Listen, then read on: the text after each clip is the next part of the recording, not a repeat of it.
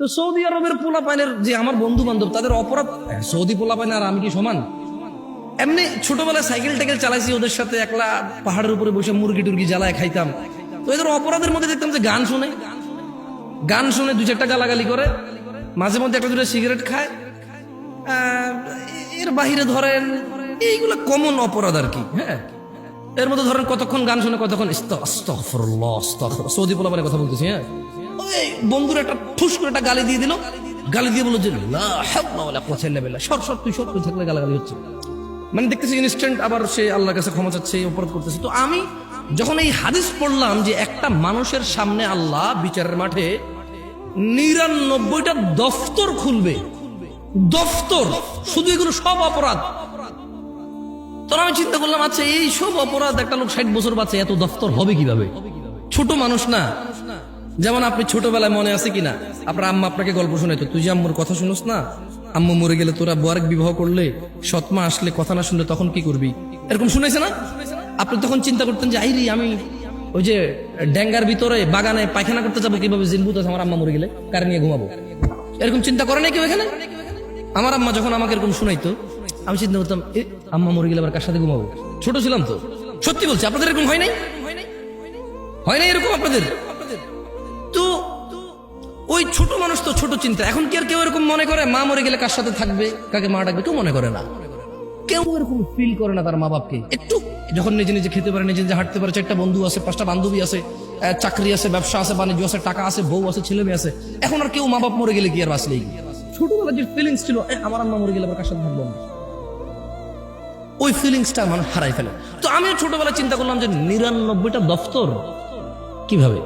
তো যখন আমি বাংলাদেশে এলাম, অথবা যখন আরো একটু বড় হলাম, সৌদি আরবে কিন্তু ডিশ আছে, এভাবে বড় বড় এভাবে ছাতা লাগায়, হাজার হাজার চ্যানেল থাকে।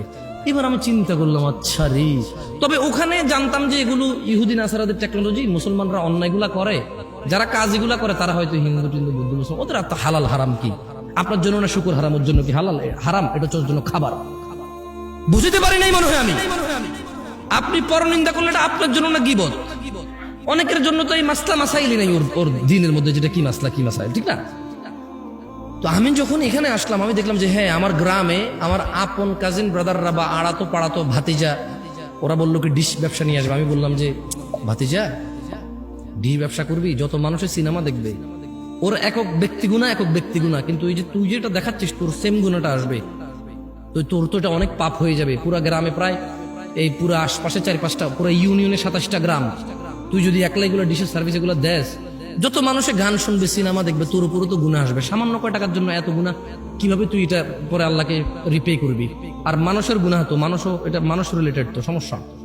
আমাকে বললো যে কাকা, আমি না দিলে অন্য কেউ তো দিয়ে দিবে, তাহলে ইন্টারনেট ব্যবসাকে কি বলো কাকা, বলো? তার মানে তার এটা হারাম, সমস্যা নাই, কারণ ইন্টারনেট ব্যবসা তাহলে কি? মানে এরকম। তো শোনেন গাজীপুরবাসী, ওই যে আবার একটু বলেন তো আমার সাথে, আমি আবার টপিকে আসি। দেখছেন কি সুন্দর লাগে না? মাশাআল্লাহ। এটা হচ্ছে আমাল। এটা হচ্ছে কি?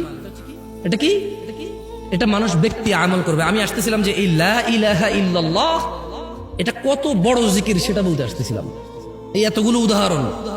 তো কিয়ামতে আল্লাহ এক ব্যক্তির সামনে 99টা অপরাধের দফতর খুলবে এবং আল্লাহ তাকে বলবে যে বান্দা, তুমি কি এই অপরাধগুলো করেছো?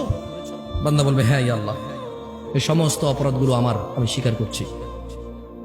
আল্লাহ তাকে বলবে তার আমাল নামায় ঈমান, কি আমল নামায় কি থাকবে? ঈমান হচ্ছে মানে ধরুন আশহাদু আল্লা ইলাহা ইল্লাল্লাহ ওয়া আশহাদু আন্না মুহাম্মাদুর রাসূলুল্লাহ, অথবা লা ইলাহা ইল্লাল্লাহ ওয়াহদাহু লা শারীকা লাহু লাহুল মুলকু ওয়া লাহুল হামদু ইউহয়ী ওয়া ইউমীতু ওয়া হুয়া আলা কুল্লি শাইইন কাদির, অথবা লা ইলাহা ইল্লাল্লাহ। এটাই ঈমান। এটা কি?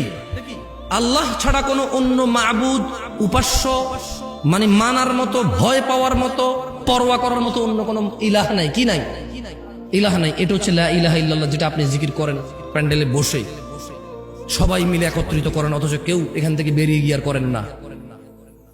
তো আমি আপনাদেরকে এখানে আমলটা করালে কি লাভ? আপনি প্যান্ডেল থেকে বের হয়ে আবার কিছুই করবেন না।